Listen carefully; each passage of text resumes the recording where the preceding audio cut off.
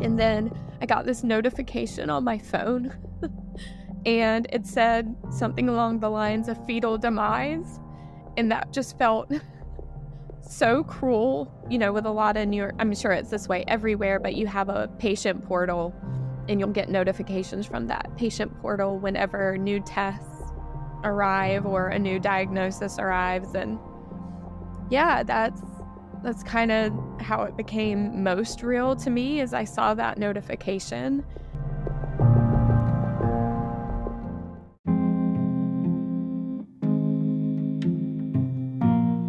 Welcome back to A Fresh Story. This episode is part of a special series for October, as it is Pregnancy and Infant Loss Awareness Month. We are honored to hold space for these profound conversations and share these stories. These stories may be of grief, but they are also of hope, resilience, and most of all, unconditional love. As a reminder, be gentle with your heart. And if you are not able to listen to this episode at the moment, we understand and we're holding you close. These conversations will change you as they have changed us. I'll let these amazing women tell you in their own words.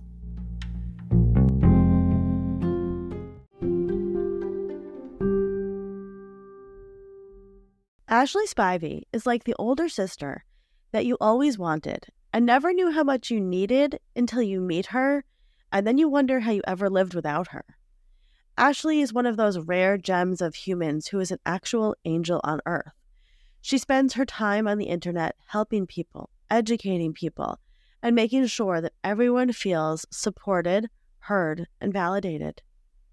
I've been following Ashley for years as she has wonderful book recommendations, and I remember how excited I was for her when she announced that she was pregnant. And then, months later, Ashley shared that her son CJ had been stillborn on November 26, 2020.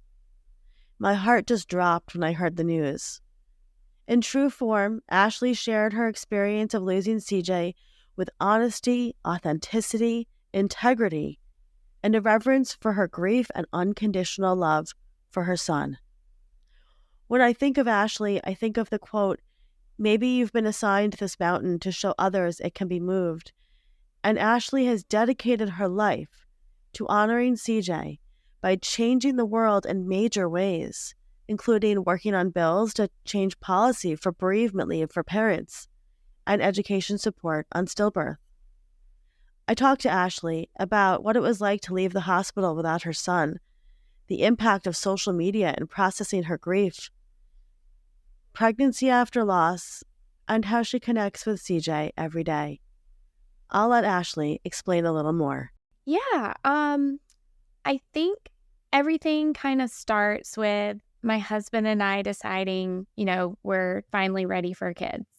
I had been a nanny for years, and so, raising kids is not something I take lightly, and when we decided we were ready, I actually got pregnant pretty quickly.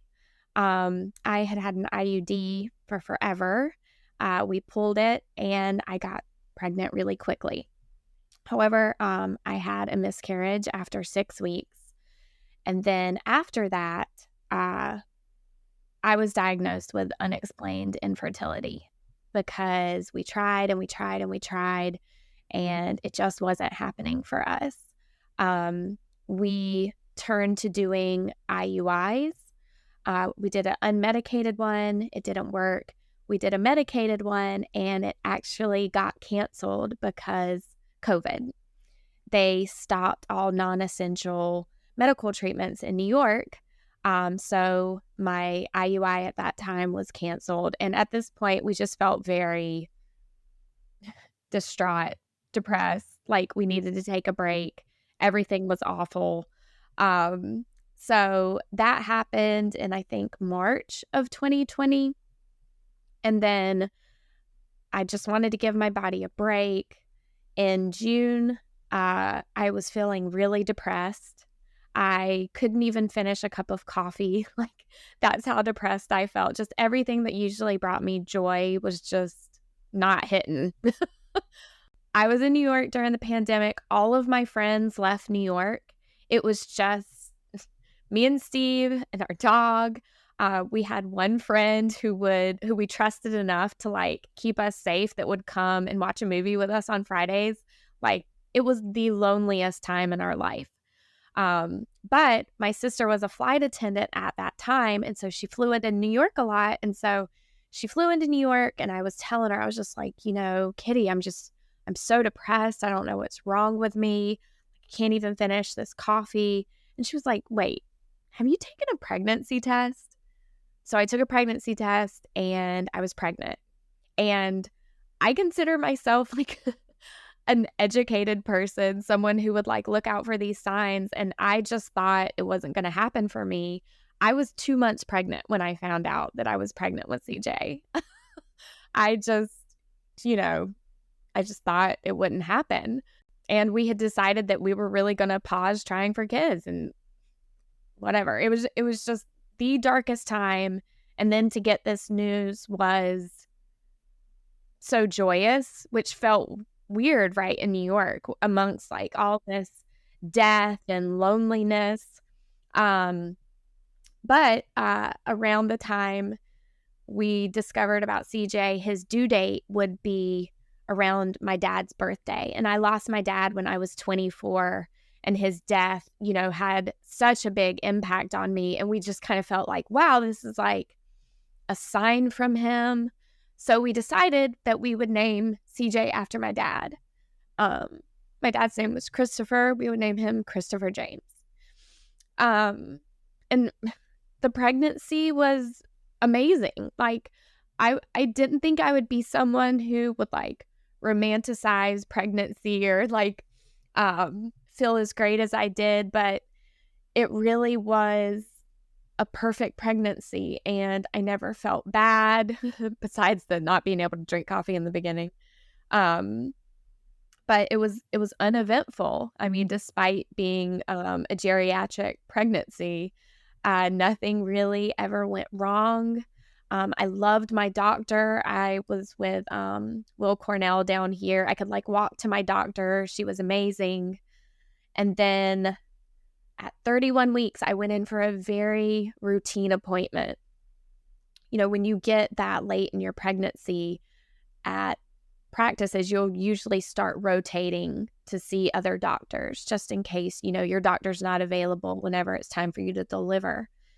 And so I was with a different doctor that day, and I wasn't scheduled for an ultrasound. I was just scheduled for them to listen to the heartbeat. So she just mentioned like a couple of things to me, and one of them was you should feel him kick 10 times in an hour. And that was the first time anyone had ever said anything like that to me. And I thought about it and I was like, I don't think I felt him move that much this morning, but he has less activity in the morning anyway. Like we always said, he was a night owl because I would feel him a lot more at night. I mentioned that to her, which, by the way, 10 kicks an hour is outdated advice, by the way. Like if you hear your doctor say that, that should be a red flag. But she said to me, she was like, let's listen to the heartbeat. As long as the heartbeat is fine, you're good. So we listened to his heartbeat. His heartbeat was strong. She sent me on my way. That was another mistake by her. The heartbeat is the last thing to go when something is wrong with your baby. So that was 2 strikes against her, a strike against me for not being educated on fetal movement and what I should have been looking for. She should have sent me for monitoring immediately when I mentioned that CJ wasn't moving that much this morning. I don't know what would have happened. I believe that if she would have sent me for monitoring, he could have been saved. Like we know that a fourth of stillbirths with conservative estimates can be saved. But, I went home, I walked my dog. The next day was Thanksgiving, so I was doing a lot of different activities that day to get ready. And something still just felt off. So I called my doctor. My doctor told me to come into the hospital. She was like, just do an ultrasound. Like, what's the worst that can happen? just that you find out he's fine. I don't want you being worried on Thanksgiving." I I I didn't feel him moving, and while he was less active during the day, um, this really started to scare me. It's never something that entered my mind that I had gotten that far, that something could happen now. Like, we all think, "Oh, you make it to 12 weeks, you're in the safe zone." I thought I was in the safe zone. I always, I like, blame myself because I wondered if, there was something maternal I was missing, Like, if there was something I was supposed to know that I missed. But now I know, my doctor should have mentioned that to me at 26 weeks, 27 weeks. This is something I should have established a pattern for him, and I should have been paying attention to it. I thought that I was, knowing that he moved less in the morning, he moved more at night. Um, I, of course, learned how to do it properly later. But I was so convinced that everything was fine that, when my doctor told me to go in, I told Steve I was going in, and he was like, "What? You're crazy. You're just you're being way too worried." And I was like, "You're an asshole. I'm just gonna go to the hospital by myself." So I did. I literally walked there by myself. The hospital is very close to our apartment. It's about a 15-minute walk. I walk there. I call my mom. I tell her, I'm like, "Hey, I'm just gonna make sure CJ's fine." Go into the hospital. They do an ultrasound, and when they pull up the image, they did not have to tell me anything. You could not see a heartbeat. His head was in a weird, I don't know, just, they didn't have to say anything to me because they kept on moving, uh, the little wand or whatever. Yeah, the Doppler. Um, could not find his heartbeat. They brought in another doctor. Finally, I asked them to just please turn the screen off because I just couldn't look at it. Um, and yeah, I don't, I don't even ever think they told me that he died. Like, no one ever said those words to me, even though I knew that's what happened. And I called Steve and I told him to come, and I called my mom and I told her, and then I got this notification on my phone and it said something along the lines of fetal demise. And that just felt so cruel, with a lot of New York. I'm sure it's this way everywhere, but you have a patient portal and you'll get notifications from that patient portal whenever new tests arrive or a new diagnosis arrives. And yeah, that's kind of how it became most real to me, is I saw that notification and I was on a floor where I could hear babies crying, and it just felt extra cruel. Yeah, so they admitted me right away. They brought me into a suite where I wouldn't have to hear women in labor. And, pretty quickly they come in and they tell you, "We're going to go ahead and induce you." I went ahead and got an epidural around midnight, and started the induction process. It was terrifying because this happened on Wednesday. That Friday, I was going to have a meeting with my doula and we were going to talk about, the birthing process. So I was completely unprepared for what was about to happen and just terrified. My doula offered to come, but like I said, this was during the height of COVID, and we just didn't know, we didn't want to be around other people really. So we turned down her offer, for her to come. And yeah, the induction happened around midnight. I started to push around 4 p.m. the next day. So it was pretty long, active labor.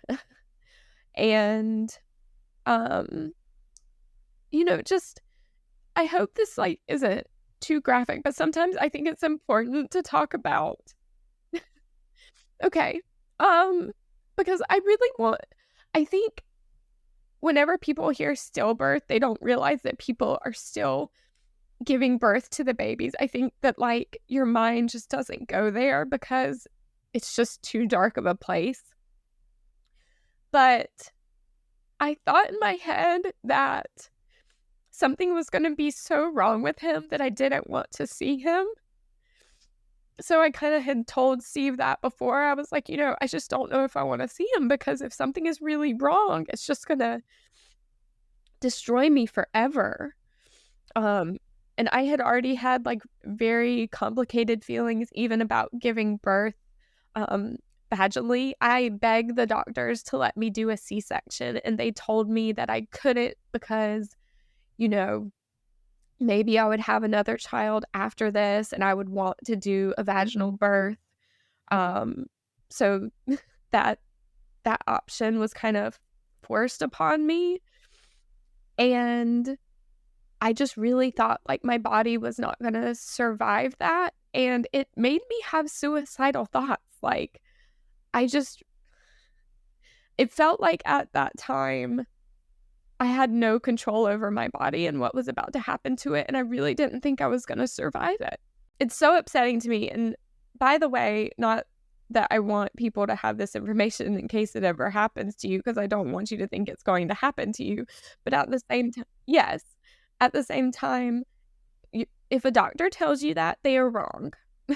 You know, you absolutely do have options, and if you want to have a C-section, you can. And that is why I do want to tell my story, so that hopefully people will remember it, and if it does happen to them, those same mistakes don't happen.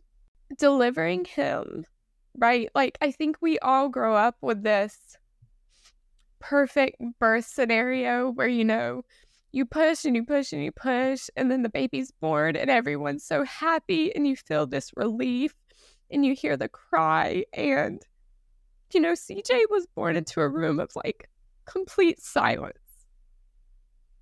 Like, no one congratulated me. No one was happy.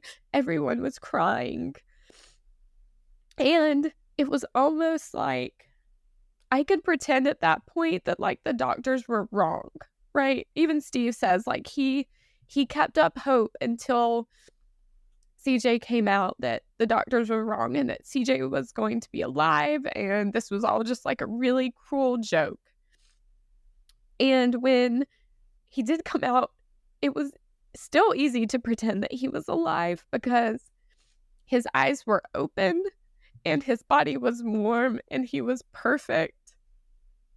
And we decided that we wanted to keep him in the room with us for as long as we could. So we did. They prepared a bed for him, and I thought that this part was really cruel, and I just still can't even believe that a New York hospital wouldn't have this.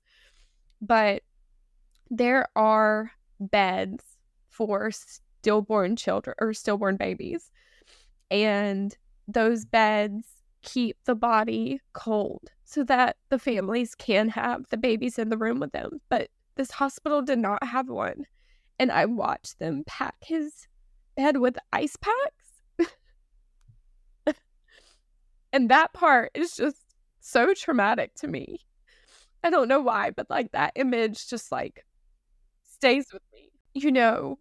We slowly, like, watched him decompose, basically, because, like I said, his eyes were open in the beginning, and then his body just got colder and colder, and his face didn't look the same, and it was so hard. Like, Steve did a really great job of trying to hold him and be happy. He played him songs that he had planned on playing, like, as he was being born.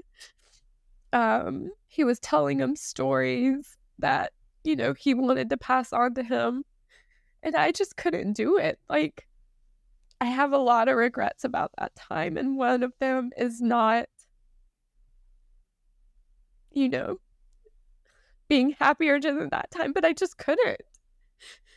I was just absolutely devastated, and we had him in our room overnight, and then that next morning, they basically kind of came in and said, we really kind of need the room for other people.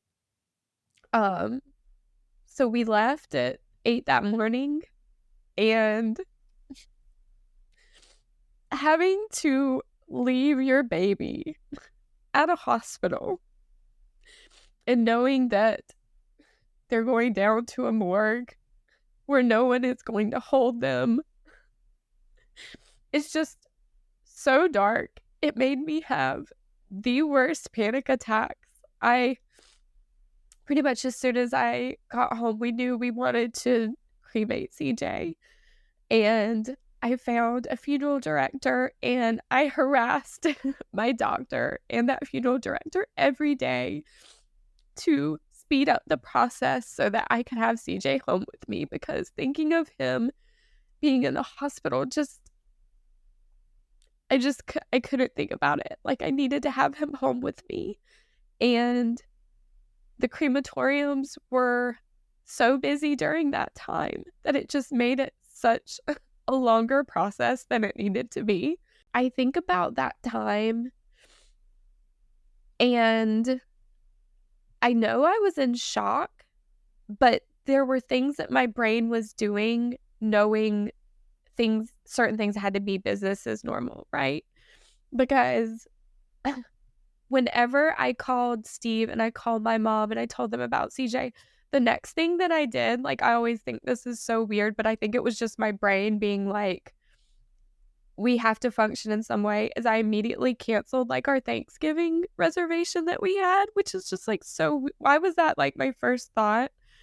But it was almost like it just was going into overdrive because it knew what I was about to deal with was just too heavy. So it was like I could complete these checklist of things to avoid feeling what I was about to feel. My mom and my sister did come and stay with me for a little bit. That this isn't a funny story, but the day after I came home from the hospital, one of my best friends I saw like outside, and she was like, I have to give you a hug. So she gives me a hug. And then like my mom was supposed to come up the next day, I think. And whenever my friend got home, she was like, I'm really sorry I have to tell you this, but I just tested positive for COVID. And I'm like, what? Like, no, like my mom is supposed to come up. No, exactly. We all ended up being fine, but that time is such a blur for me because I really don't remember. Like, the hospital gave me sleeping pills, and I pretty much just took those to stay asleep so that I wouldn't have to deal with everything that I was feeling at that time.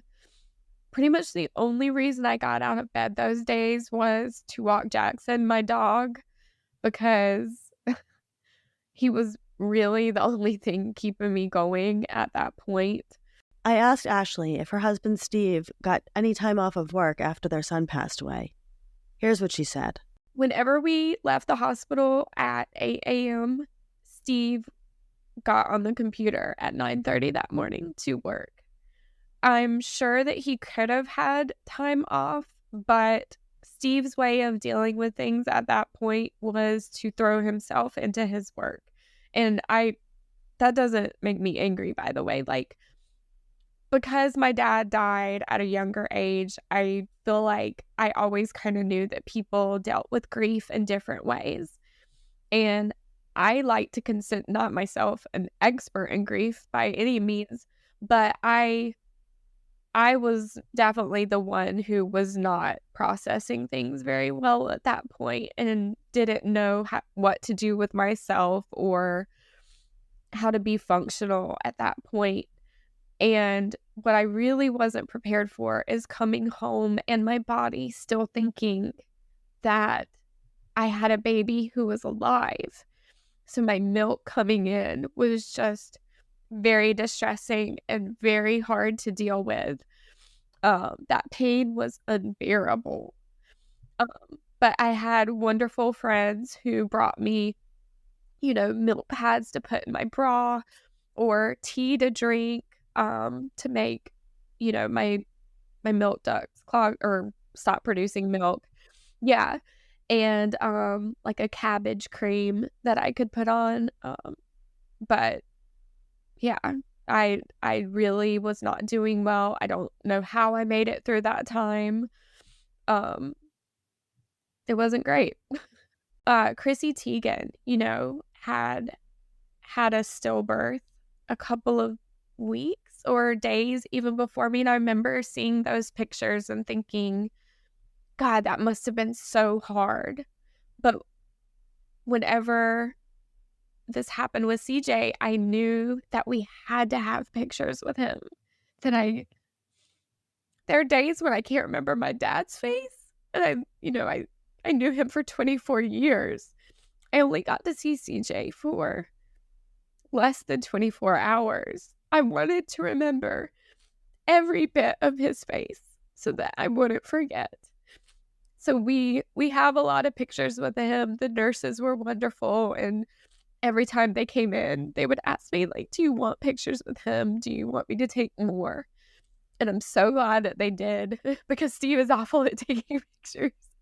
So, As Ashley has a large social media and pop culture following, I was particularly curious how she decided to share the news of her son's death with her social media community and the internet at large.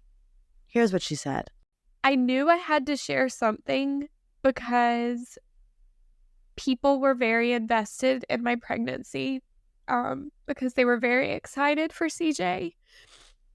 But a couple of days prior to that, I had actually been getting attacked by anti-vax trolls because one of my friends was promoting getting the flu shot. And I was like, "Yeah, I got my flu shot like a month ago, whatever." And so people had been sending me for days that CJ was going to die. And then for that to happen just felt especially cruel, especially because in no way was it related to getting the vaccine. I had gotten the vaccine weeks before that happened. Um, but I also wanted to make them feel like pieces of shit. Do you know what I mean? Like, those people say that with the intent to just scare people. Yeah.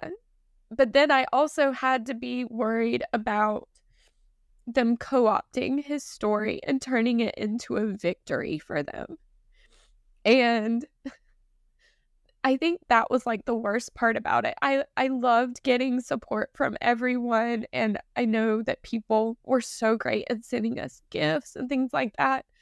But having to set up like a Google alert to make sure that people were using our names to scare people into not getting the flu vaccine and then eventually the COVID vaccine has just been like an added layer of trauma to this whole situation. I asked Ashley how she spends time with CJ, and I really, really wanted to know more about the work that she's doing to educate the world about stillbirth prevention. We talked about the park that she visits every day to spend time with him and her daughter Penny, and she shared how CJ's death has changed her as a human. We have like an altar basically dedicated to CJ that displays all of the gifts everyone gave us, like a box with the clothing that he wore, and then his urn. And, I say hi to that every single day. I slept with him beside my bed when I was pregnant with Penny. Penny knows that that is her brother. The first time that Penny ever actually rolled over, she was playing with his urn on the floor, and I actually have that on video, and I just think it's such a special moment. We take him to special events. We take him to all holidays. Um, yeah, like we try to include him as much as we can. When we sign cards, it's always like he is a member of our family as well, because he is. Just because, just because he's physically not here doesn't mean that we don't think about him every day and that we don't include him in things. But another thing I will say is, I try to really make sure that his death is not in vain, and I use his story to educate people on stillbirth prevention, um, because we know that there are a few things that you can do to improve your outcomes, in terms of preventing stillbirth. These are, tested techniques. Like, this happened in Iowa. They actually did a study with Count the Kicks, and they reduced stillbirths by a fourth.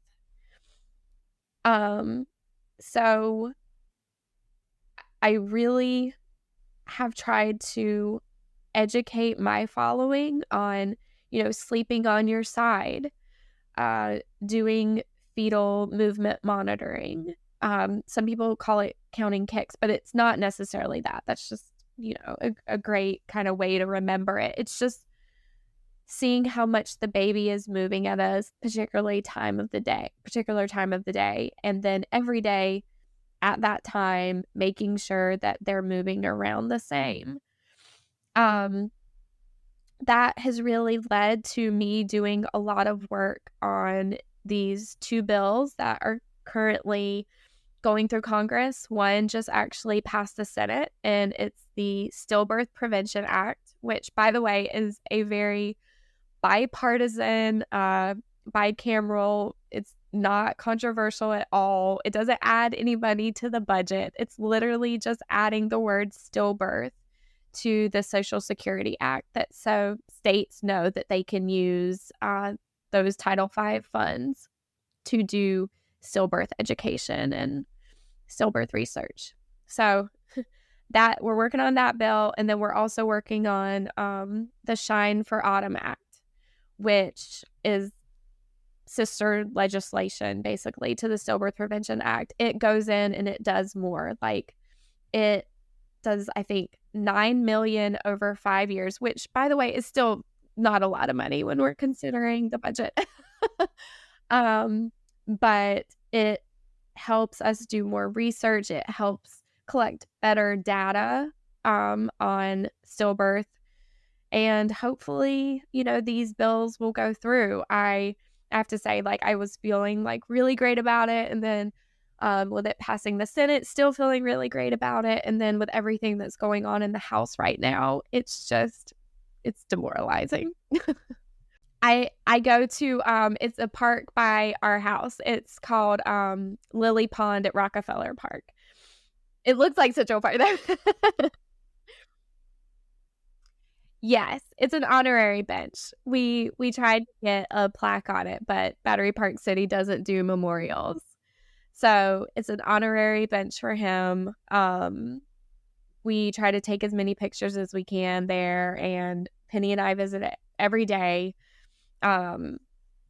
There's just, little ways that we try to keep CJ alive, and whether it's advocacy or having these little routines and traditions, it's all very important to me. I think women are scared to say that something is wrong, and also doctors are scared to scare pregnant women, right? So they don't want to bring up stillbirth because they don't want to put that idea in their heads. And in my opinion, education is your best defense, right? Knowledge is power. So I don't want any of this to scare you. And that's always, I think, what makes me feel the worst is I don't want to scare people into like not following or not listening to what I'm saying because I'm too scary or I'm too much of a downer, because that is what I feel like a lot. I feel like a downer. Which is really hard for me because before all of this, I considered myself like a very fun person. Like, I thought I was someone that like people like to invite to things or like to have around. And sometimes now I feel like someone that people want to keep at arm's length because I'm too depressing. But that's fine. When I asked Ashley what she would say to somebody who is currently experiencing infant loss, her words were so honest and so profound. Here's what she said. I don't even know if there's words that can make you feel better, just know that I know what you're going through. Like, I always tell people, like, I died that day. Like, the person you see now is not the same person. Um, but you can rebuild yourself into someone who is gonna be more empathetic and more caring towards others because now you've experienced the worst loss that you could possibly imagine. And not that it makes you into a better person, but you are changed in a way that, I mean, it's transformative. Like, I I feel like I see everything through different eyes now. Thank you, Ashley, for all of the work you're doing to make this world a better place, and for sharing CJ with us all. We will remember him always. A Fresh Story is produced by Fresh Starts Registry. A heartfelt thank you to all of the women who shared their stories in this special series. And a special thank you to Alex Mooney, who has been our special consultant for these episodes. If you are experiencing pregnancy or infant loss, we hope that these episodes helped you feel a little bit less alone. We love you, and we are holding you close.